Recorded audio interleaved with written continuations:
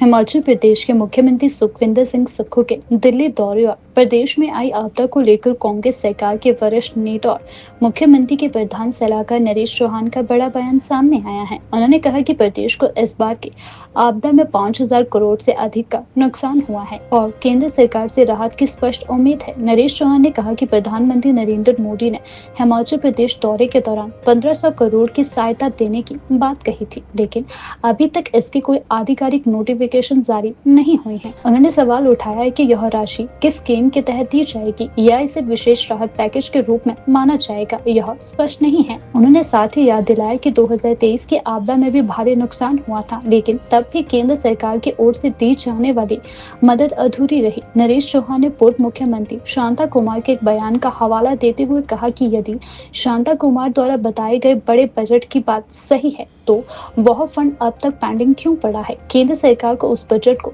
तत्काल जारी करना चाहिए। चौहान ने कहा कि प्रदेश की भौगोलिक परिस्थिति को देखते हुए 4 लेन निर्माण को टनल आधारित बनाया जाना चाहिए ताकि पहाड़ी इलाकों को नुकसान ना हो। नरेश चौहान ने बताया कि मुख्यमंत्री ने 16वें वित्त आयोग के अध्यक्ष से भी मुलाकात की है और प्रदेश के पुनर्वास कार्यों के लिए आवश्यक वित्तीय सहयोग की मांग रखी है। उन्होंने कहा कि प्रदेश में अभी सबसे बड़ी प्राथमिकता आपदा प्रभावितों को बचाना है।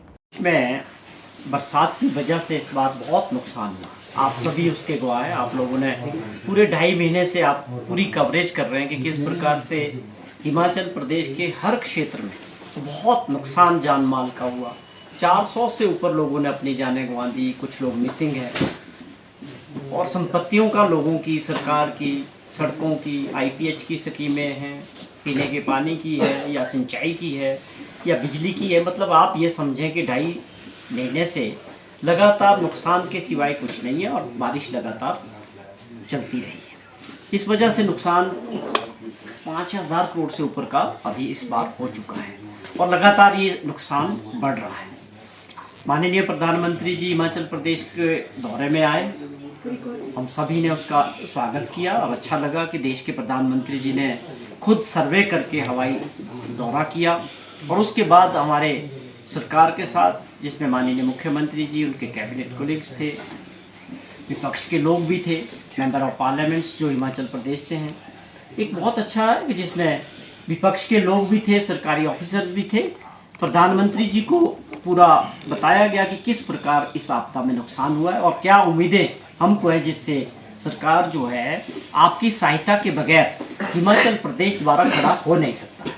और स्वाभाविक तौर पे जब ऐसा नुकसान होता है नेचुरल क्लैमिटीज की वजह से, जिसके लिए हम लोग तैयार नहीं होते हैं, तो उससे निपटने के लिए स्वाभाविक है कि फेडरल सिस्टम में छोटा राज्य, पहाड़ी राज्य हिमाचल प्रदेश जैसा, जिसके अपने संसाधन बहुत सीमित है और आगे उसको बढ़ाने की भी गुंजाइश बहुत कम है, तो स्वाभाविक तौर पे हमारी उम्मीद जो है भारत सरकार से रहती है। और उस उम्मीद के तहत माननीय प्रधानमंत्री जी ने बात सुनी है, 1,500 करोड़ रुपया देने की बात कही है इस साल के जो बरसात की वजह से नुकसान हुआ आपदा के तौर पे।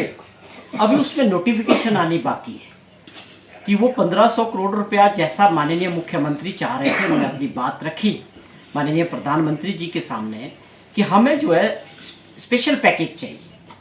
नुकसान इतना ज़्यादा है कि दोबारा हिमाचल प्रदेश को खड़ा करने की बात है। जो हमने हिमाचल बनने के बाद सड़कों का इंफ्रास्ट्रक्चर खड़ा किया था पूरे प्रदेश के अंदर, या पानी की स्कीमें या पानी की सिंचाई की स्कीमें जो बनाई थी, या हिमाचल प्रदेश एक ऐसा राज्य है जहां 100% इलेक्ट्रिफिकेशन है, कोई ऐसा घर नहीं है जहां बिजली नहीं है।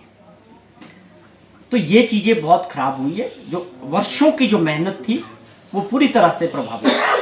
उनको दोबारा सुचारू रूप से चलाना, उस स्टेज तक पहुंचाने के लिए बहुत सारे रिसोर्सेज की ज़रूरत है। ये माननीय मुख्यमंत्री जी ने बड़े अच्छे ढंग से प्रधानमंत्री जी के सामने रखा।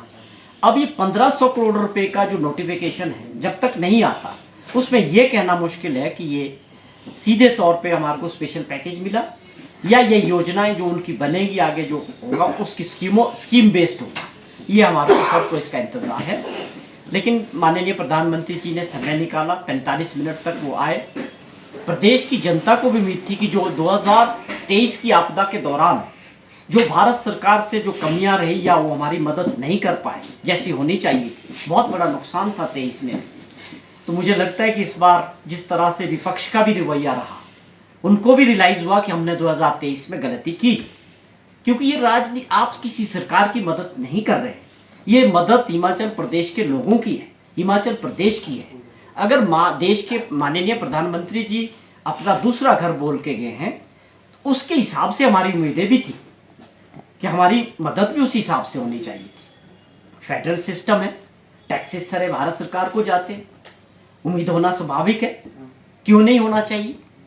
माननीय पूर्व मुख्यमंत्री शांता कुमार जी ने जो जिक्र किया, अगर वो आंकड़ा सही है कि बहुत बड़ा पैसा जो है आपदा में, जो राष्ट्र में आपदा का बजट है वो 2 लाख करोड़ रुपया अनस्पेंट पड़ा हुआ है, अगर ये फिगर सही मान लिया जाए तो हमें ये पूछने में भी, आप समझें कि क्यों नहीं वो ऐसे समय में हिमाचल प्रदेश हो, उत्तराखंड हो, पंजाब हो या जम्मू कश्मीर हो, जहां पर लोगों का जीवन खतरे में है, प्रदेश में आपदा है, आपदा इज इमरजेंसी, तो फिर उस बजट को आप कब खर्च करो?